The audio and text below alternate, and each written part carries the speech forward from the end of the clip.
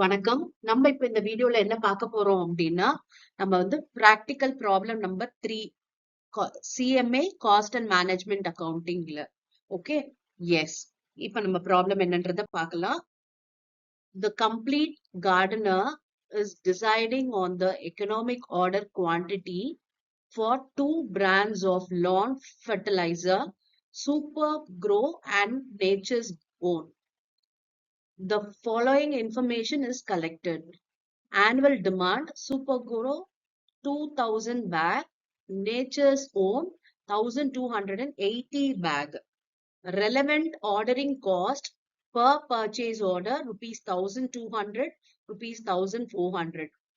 Annual relevant carrying cost per bag rupees 480, rupees 560.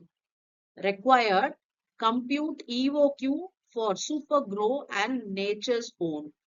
For the EOQ, what is the sum of the total annual relevant ordering cost and total annual relevant carrying cost for Super Grow and Nature's Own? For the EOQ, compute the number of deliveries per year for Super Grow and Nature's Own. Okay, இப்ப பாத்தீங்கன்னா 2 brand fertiliser வச்சிருக்காங்க. ஒன்னு வந்து super grow and இன்னொன்னு வந்து nature's own அப்படின்னு சொல்லிட்டு 2 type of fertiliser. இப்ப இந்த 2 டைப் ஆஃப் ஃபெர்டிலைசர்ல ஃபர்ஸ்ட் என்ன கால்குலேட் பண்ண சொல்லியிருக்காங்க அப்படின்னா EOQ, எக்கனாமிக் ஆர்டரிங் குவான்டிட்டி கண்டுபிடிக்க சொல்லியிருக்காங்க. அதுக்கப்புறம் பாத்தீங்கன்னா ஆர்டரிங் காஸ்ட் என்ன அண்ட் கேரிங் காஸ்ட் என்னன்றத கண்டுபிடிக்க சொல்லியிருக்காங்க அந்த EOQக்கு. ஓகே, அதே மாதிரி அதே EOQக்கு எத்தனை deliveries per year, number of orders, அதுதான். ஓகே, அதை வந்து கம்ப்யூட் பண்ண சொல்லியிருக்காங்க. எஸ், நம்ம இப்போ 1 by 1 போடலாமா? First economic ordering quantity formula தெரியும் இல்லையா?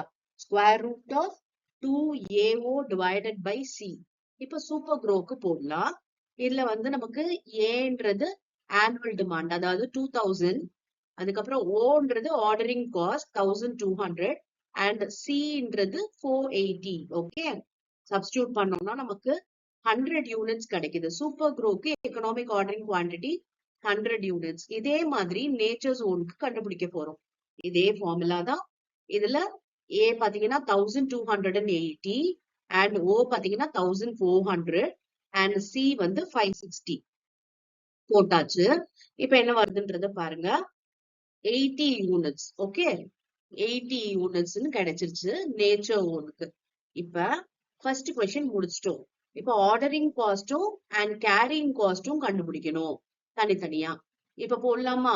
நமக்கு வந்து ஆர்டரிங் காஸ்ட் வந்து எவ்வளவு ஆர்டர் பண்றாங்க அப்படின்னு பாத்தீங்கன்னா, ஃபர்ஸ்ட் சூப்பர் க்ரோல 100 யூனிட்ஸ் ஆர்டர் பண்றாங்க அண்ட் நெக்ஸ்ட் நேச்சர்ஸ் ஓன்ல 80 யூனிட்ஸ் பண்றாங்க.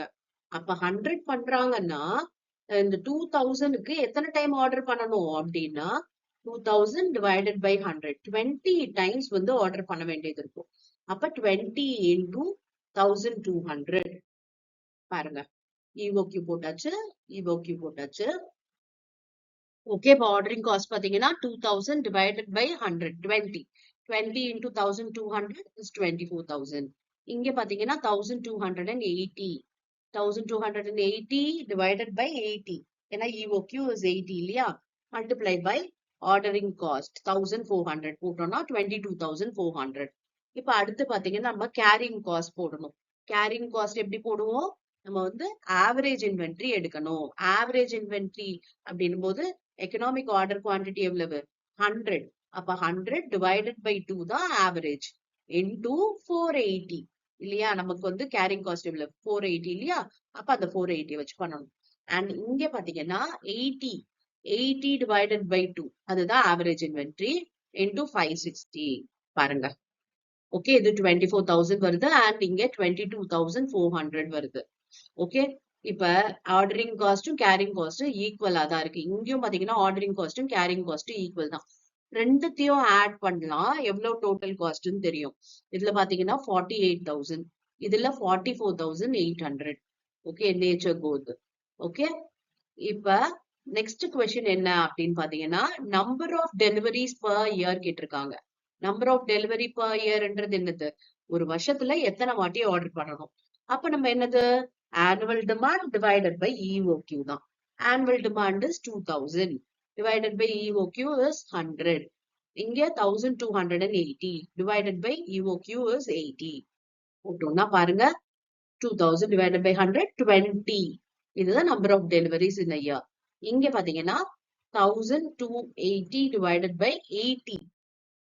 16 தான் number of deliveries in a year. புரிஞ்சுதா? ரொம்ப ஈஸியான கொஸ்டின் தான். கொஸ்டின் அண்டர்ஸ்டாண்ட் பண்ணிக்கிட்டோம் அப்படின்னா ஈஸியா நம்மளால இந்த ப்ராப்ளம் எல்லாம் ஒர்க் அவுட் பண்ண முடியும். எஸ், இப்ப நெக்ஸ்ட் வீடியோல வேற ஒரு ப்ராப்ளம் பார்க்கலாம். Thank you for your patient listening.